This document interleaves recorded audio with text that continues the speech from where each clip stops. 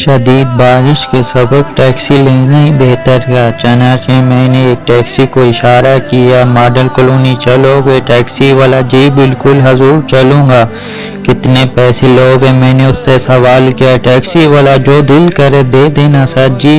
پھر بھی میں نے اس سے پوچھا کتنے پیسے لوگے؟ ٹیکسی والا سر ایک بات کہوں برا مت ماننا، میں ایک جاہل آدمی ہوں، اور اتنا جانتا ہوں کہ جو اللہ نے میرے نام کے آپ کی جیب میں ڈال دیا وہ آپ رکھ نہیں سکتے ہو، اس سے زیادہ دے نہیں سکتے۔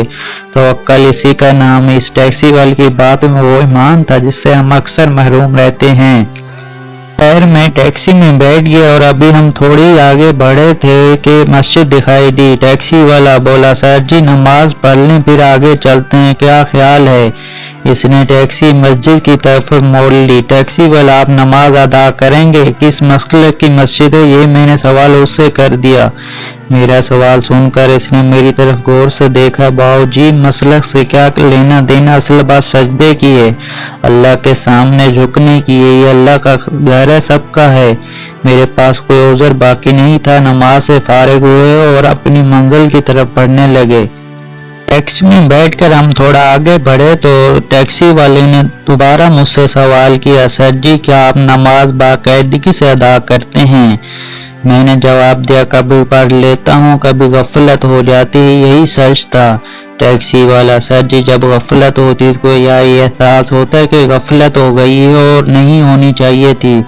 معاف کرنا میں آپ کی ذات پر سوال نہیں کر رہا، لیکن اگر احساس ہوتا ہے تو اللہ ایک دن آپ کو ضرور نمازی بنا دے گا، اور اگر احساس نہیں ہوتا تو اس نے ناراستہ طور پر جملہ ادھورا چھوڑ دیا اور خاموش ہو گیا۔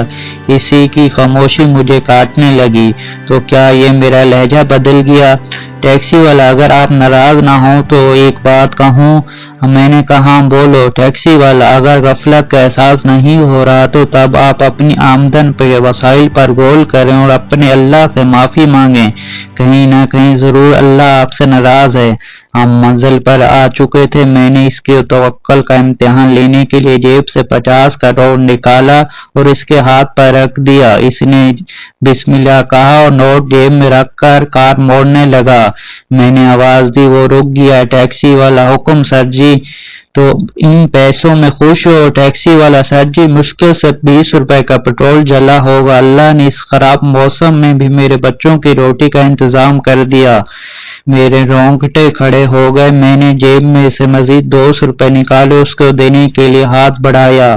وہ مسکراتے ہوئے بولا، سر جی دیکھا آپ نے میرا حق 50 روپے کا تھا اور اللہ کے توکل نے مجھے 200 روپے دیے۔